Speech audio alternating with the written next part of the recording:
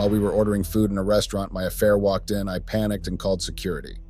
Then, hey Reddit. Honestly, I never thought I'd actually be posting here, but I guess life has a way of throwing crossbows at you. This is actually my first time posting on this app, so I will be using a throwaway account because I do not want this associated with my main account, as I do not post personal stuff on there. My name is Allison, but you can call me Allie. I am a 30-year-old woman. My husband's name is Eric, and he is 29. We've been married for about 4 years, and we have a kid together who is 3 years old. We've been dating since high school and are high school sweethearts. Things were pretty amazing for us for a while. My husband used to have a good job that pays very well. I'm a bit of a stay-at-home mom and a content creator, small business owner. My husband wanted me to actually get a job, but I preferred content creation. It has always been my dream to blow up on Instagram, but for now that isn't happening. I'm still growing my account and it is pretty small.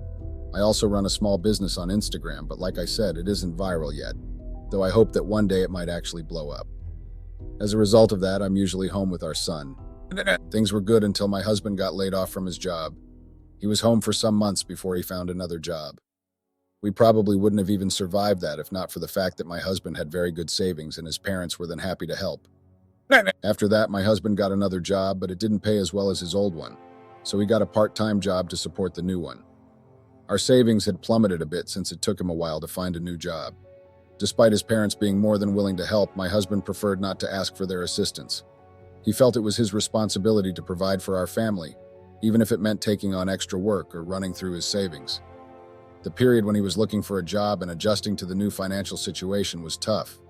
We had to cut back on some expenses and be more frugal with our spending, but we managed to get through it by supporting each other and making sacrifices where needed.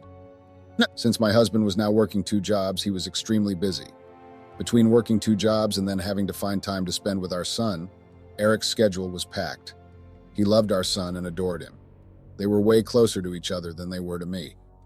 My husband wanted to always spend every free moment with our son, playing, teaching, and just being together. That meant there was barely any time for us as a couple. Our conversations were brief, and they usually revolved around schedules and household responsibilities. Date nights became a rarity, and even when we did manage to have some time alone, my husband would often be exhausted from work. I understood his dedication to our son and his commitment to providing for our family, but I couldn't help but feel a sense of loneliness at times. I missed the closeness we used to have, the moments of just being together without distractions. I was extra sad too because my husband had always been so romantic before that. He planned date nights and was always the bigger person, willing to bend over backward for me. He planned the cutest outings and loved spending time with me, indulging in my silly hobbies. But after taking on 2 jobs, he became so busy that our romantic moments became scarce. Our intimacy and sex life also suffered because of his busy schedule. There were nights when we were both exhausted, and the spark we used to have seemed dimmed. My husband, of course, noticed the way things were and assured me that he would quit his part-time job after he was done recovering the money in our savings and adding some more. He apologized for the strain our busy lives had put on our relationship and promised to make things right. However, I was still very lonely and bored. I indulged in many hobbies, from painting to gardening, but still that couldn't help me shake off the feeling of being unwanted. My content creation dreams still weren't kicking off, which made me feel even worse. Seeing others succeed on Instagram while I struggled added to my frustration. Then my husband dared to suggest I find a job. He said if I found a part-time job or something, he could quit his part-time job and we would be able to spend more time together. He mentioned that his parents could watch our son, especially since he was almost old enough for school. But I didn't want to work. The idea of leaving my content creation or not being able to devote as much time to it as I used to before, and the flexibility of being a stay-at-home mom didn't sit well with me. Of course, I refused his suggestion. I could see the disappointment in my husband's eyes, but thankfully he didn't push the issue. He accepted my decision and continued with his busy schedule, although there were moments when I could tell he wished things were different. Since I was very bored, I started doing something I should have never done. I realized there was no harm in trolling people online, especially on dating apps. It was a way to pass the time and inject some excitement into my boring routine. Surprisingly, no one who knew me spotted me on these apps. That is something I did not think about when creating an account on dating apps, that someone who knows me might spot me. Yes, I created a profile on multiple dating apps and started chatting with people, pretending I was single. It was all just in good fun, a way to kill my boredom a bit, you know.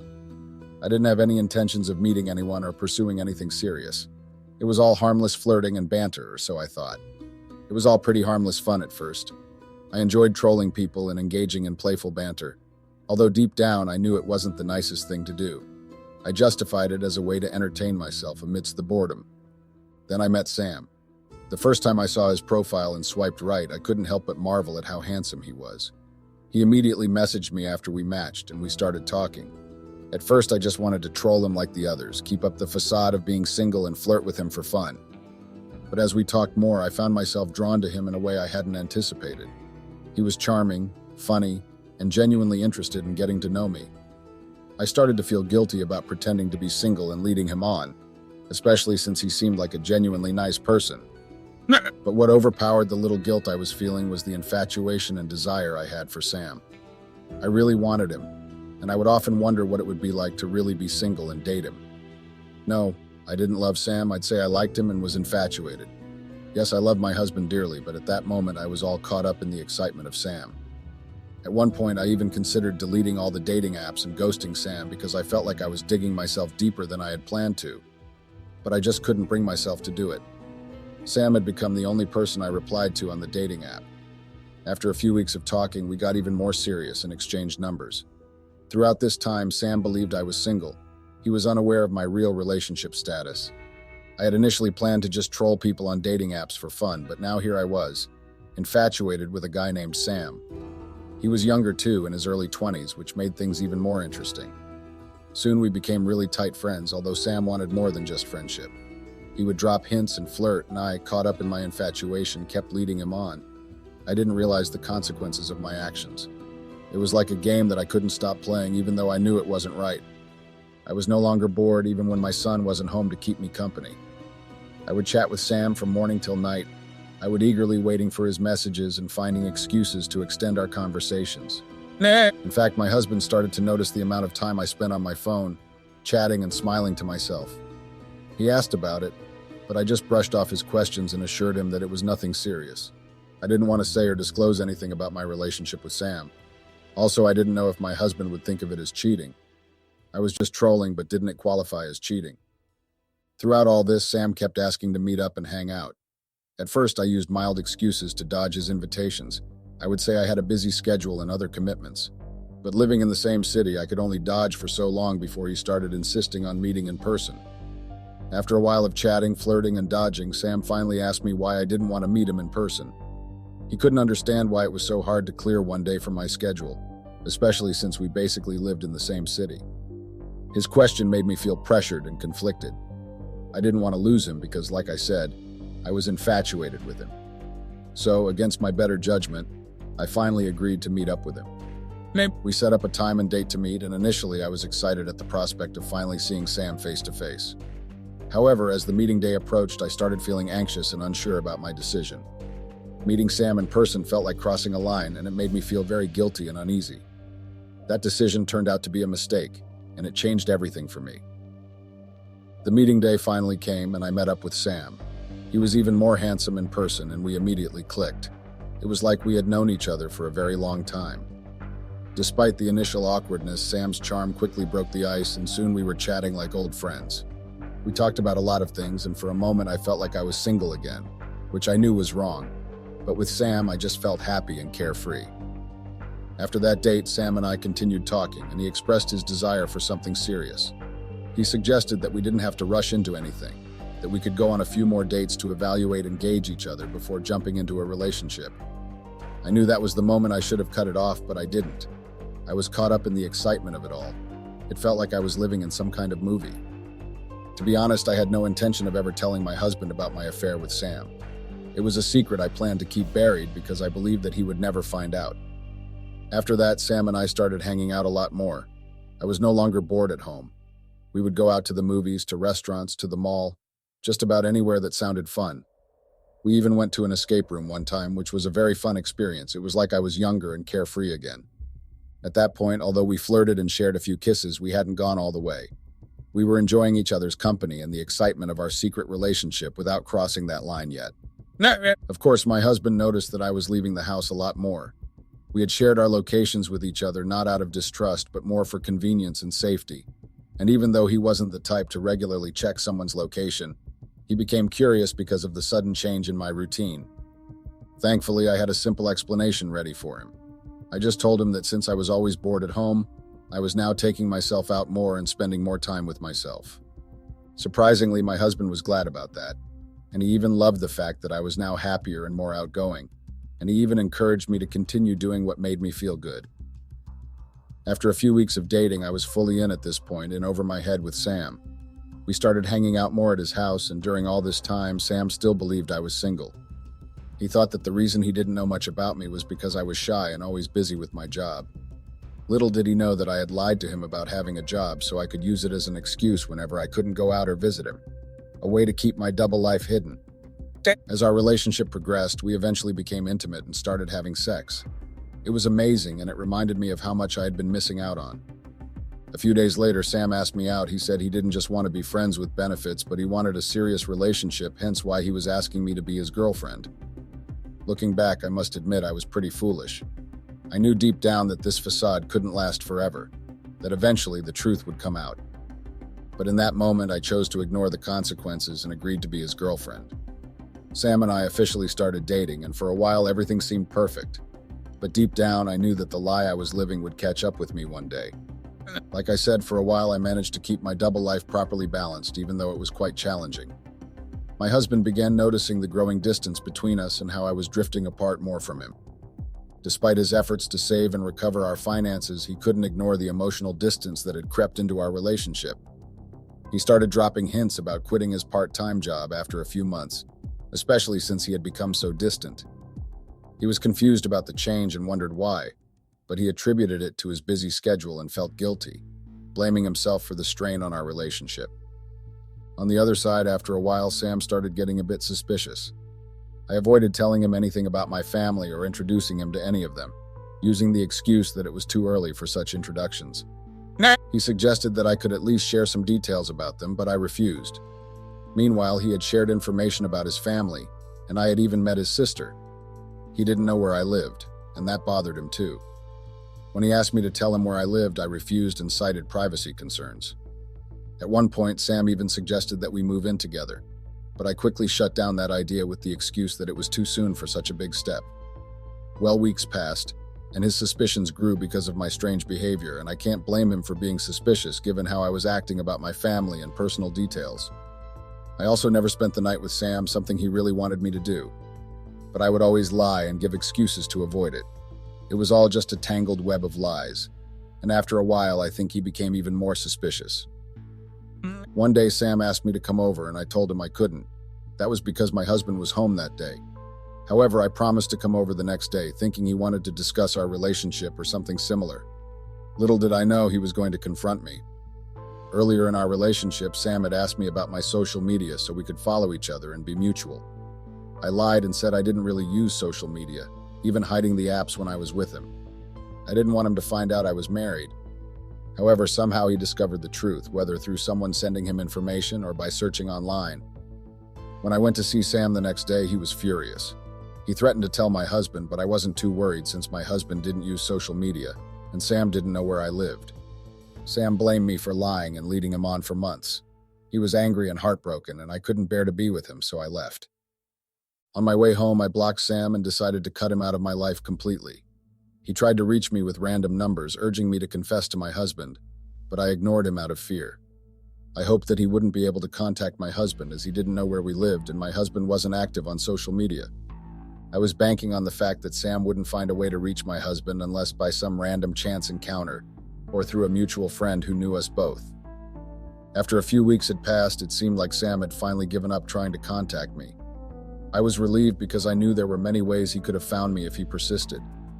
That experience scared me, and I didn't want to risk going through something similar again. I promptly deleted the dating app and erased all traces of my affair from my phone. I made a firm decision to start anew and focus wholeheartedly on my marriage. About a month after these events, something unexpected happened. My husband received a fantastic job offer that paid way more than his 2 jobs combined. Excited about this opportunity, he gave his 2 weeks' notice for both jobs and smoothly transitioned to his new position. With his improved job situation, our financial worries eased, and my husband could spend more time with me. Our relationship began to recover, and it felt like I had gotten away with what I had done. My husband and I began spending more time together, and I thought it was a positive sign for our relationship. I couldn't believe there was a time when I had cheated on him, and I felt immensely guilty about it, but I couldn't bring myself to admit it. I knew that cheating was a deal breaker for my husband, and if he found out, he would never forgive me. Then the day Karma decided to catch up with me finally arrived. We went to a restaurant to order food, a place we used to enjoy together. My husband suggested getting takeout, but I insisted on dining in because I wanted to relive those moments. As we sat chatting and waiting for our food, I noticed Sam, my former affair partner, walk into the restaurant. As soon as I spotted Sam walking into the restaurant, panic surged through me. I hoped desperately that he wouldn't notice me, but deep down, I knew the odds of that were slim. In a moment of panic and haste, I made a decision that I would come to regret. I quickly reached for my phone and dialed the restaurant's security. When the security personnel answered, I told them urgently that they needed to kick Sam out because he was a thief. The security guard was understandably surprised and asked me why I would accuse someone of such a serious offense without any evidence. Fueled by fear, I told him that I knew Sam from before and that he had a history of theft. My husband, who was taken aback by my sudden accusation, asked me if I knew Sam, but I remained silent as I didn't want to divulge any more information. I continued to insist to the security guard that I had witnessed Sam steal something from someone in a restaurant. The security guard was clearly taken aback by my sudden and baseless accusation against Sam. He informed me that Sam was a regular patron at the restaurant, and they had never encountered any issues involving him. While my excuse was weak and I could sense the security guard's skepticism, he still had to follow protocol and at least ask Sam a few questions or investigate the matter further. I didn't want to go with the security guard to meet Sam, but my husband insisted that we had to. He found it odd and troubling that I would accuse someone without valid reasons and kept pressing me to explain where I knew Sam from and what restaurant I had seen him stealing. His suspicions were growing, and I realized I had dug a deep hole for myself with my reckless actions. Reluctantly, I followed behind the security guard as he approached Sam. My husband stood beside me, clearly annoyed by the situation.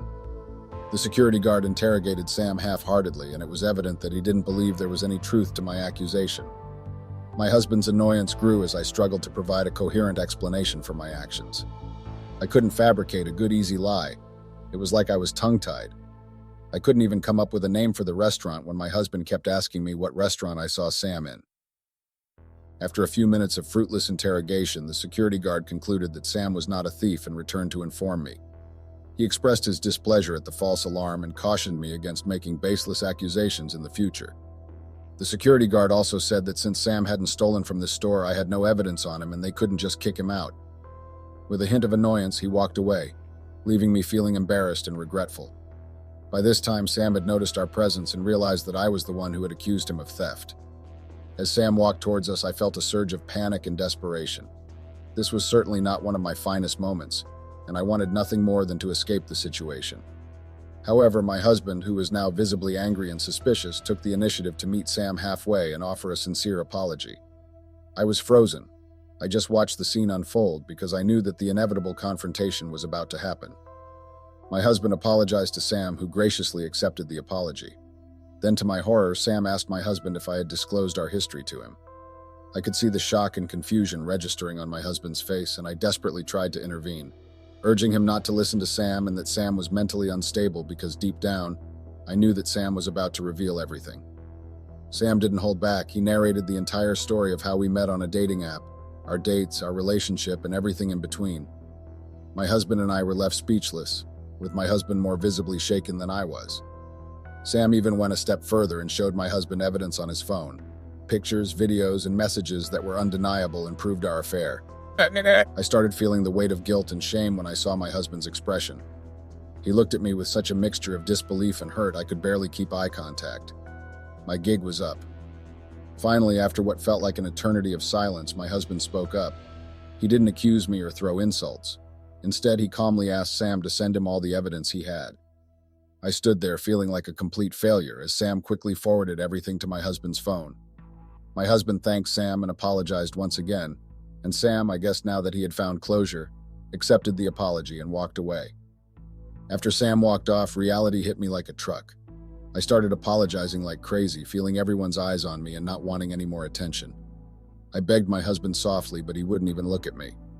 He took care of the bill and left abruptly, leaving me in shock. I followed him outside, hoping to talk things out, but he was furious. He told me to step away from his car or he'd shove me aside. It was clear he didn't want me near him. I stood there watching him drive off, feeling completely alone and devastated. After the whole thing, I angrily texted Sam and threw a few choice words his way. Reality had hit hard. I hailed an Uber and headed home, only to find my stuff being tossed outside like garbage. It was a harsh wake-up call. I paid the driver and rushed inside to face my husband, and things quickly spiraled into a heated argument. I begged and pleaded, promising change, but he wasn't having it. His anger was justified. Our kid wasn't home, thank goodness. My mother-in-law had taken him away earlier. That spared him from the drama, but left me facing the full force of my husband's fury alone. After the whole thing, I angrily texted Sam and threw a few choice words his way. Reality hit me hard. I hailed an Uber and headed home, only to find my stuff being tossed outside like garbage. It was a harsh wake-up call. I paid the driver and rushed inside to face my husband, and things quickly spiraled into a heated argument. He was furious, saying he didn't want me around after cheating on him. He felt like everything we worked for was shattered. I tried to explain that I'd changed, but he wasn't buying it. I begged and pleaded, promising change, but he wasn't having it. His anger was justified. Our kid wasn't home, thank goodness. My mother-in-law had taken him away earlier. That spared him from the drama, but left me facing the full force of my husband's fury alone. I kept on begging. I said he could take my phone, lock me in the house, and do whatever he wanted, but he refused. He said that nothing could stop a cheater from cheating, and they always find a way. He said I wasn't a child and that he wasn't going to police me. He told me to leave before our child returned. It was a gut-wrenching moment. I packed up, called another Uber, and ended up in a hotel room feeling lost and sorry for myself. I kept thinking about how things had escalated so quickly. I felt like a complete mess. I kept thinking about how unfair it was that one mistake could cost me everything. I'm frustrated that my husband can't forgive me. It's tough to swallow that one mistake could cost me so much. I'm desperate to fix things, but my husband's not budging. It's frustrating because I've realized my wrongs, but I can't turn back time. I'm stuck in this limbo of regret and hope. I wonder if there's any way to make things right. I'm sorry if this is a bit too long or if it is written all over the place. I'm still quite sad and shocked by what has happened. I would really appreciate any help advice I would get on here on how to win my husband back. Thank you, Reddit. Update. Hey Reddit, it's me again. Wow, I never expected such a backlash when I posted this.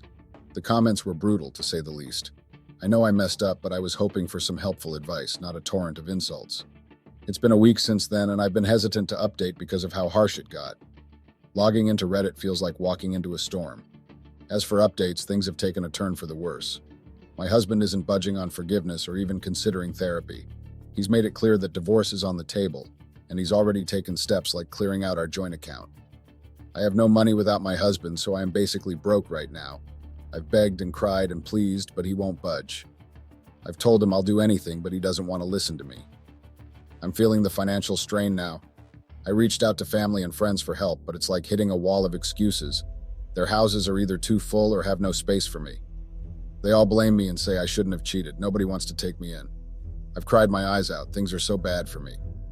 Sam wouldn't even reply, and he was my last resort. I'm stuck in this hotel feeling broke and alone and also jobless. It's a tough spot to be in, especially with Reddit trolls adding salt to the wound. Update. Hey Reddit, it's been about a month since I last posted, and the response has been even harsher. It's gotten to the point where I've become somewhat desensitized to the insensitivity of some messages and emails. Let me clarify a few things that seem to be common questions or comments. Firstly, I can't disclose the specific state I live in for privacy reasons, but yes, we're in the US. In our state, there's a requirement to live separately for a year before finalizing a divorce. However, due to the infidelity aspect, there might be a faster process, possibly around 2 months, but I'm not entirely sure about the details. My focus right now isn't so much on the divorce process as it is on hoping for forgiveness from my husband. I've been actively searching for a job as well. Despite the interest in my personal life and the divorce topic, nobody cares about me personally. I'm also trying to sustain myself financially. Content creation is something I still want to pursue, but realistically, I'll need a part-time job to make ends meet until things stabilize. It's challenging facing this situation with little support, but I'm staying hopeful that things will improve, both personally and professionally. Update. Hey Reddit, it's been a month since I last updated you guys, and the responses just keep getting worse. I've received so many insensitive comments and messages that I've become somewhat desensitized to it all. It's crazy how brutal some people can be, especially when I came here seeking helpful advice. Well, let me give you all a mini update. I woke up feeling really down today. I'm still on the hunt for a job, but I'm trying to stay hopeful that something will come along soon. On top of that, I haven't heard a peep from my family ever since I called them last. It's like they've completely ghosted me. No calls, no texts. It's as if I don't exist to them anymore. Honestly, I'm starting to feel like they don't care about me at all. The silence is deafening, and it's taking a toll on my emotional well-being. I'm just so tired, physically and emotionally drained from everything. And yes, the divorce process is moving along swiftly. We're currently going through all the legal proceedings, and it's been a roller coaster of emotions. But you know what, Reddit? Once this whole divorce mess is behind me, I'll be sure to update you all again. And after that, I'll take a break from Reddit like some of you seem to want. Until then, thanks for reading, and I'll catch you on the flip side. Update.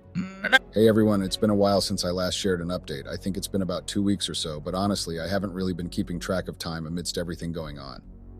Anyway, I've got some news to share. I have a job interview coming up, so wish me luck. As for the divorce proceedings, they're still ongoing, and honestly, it's a bit of a sensitive topic for me right now, so I'd rather not go into that at the moment. One thing many of you have been asking about is my son. Yes, I do make sure to see him regularly. I visit him, spend time with him, and we talk. He's at that curious age where he's trying to make sense of everything, so we've been doing our best to explain things to him in a way that he can understand. It basically boils down to mommy needing to be away for a while, and we're trying to keep it as kid-friendly as possible. It's been tough juggling everything, but I'm doing my best to stay strong and focused.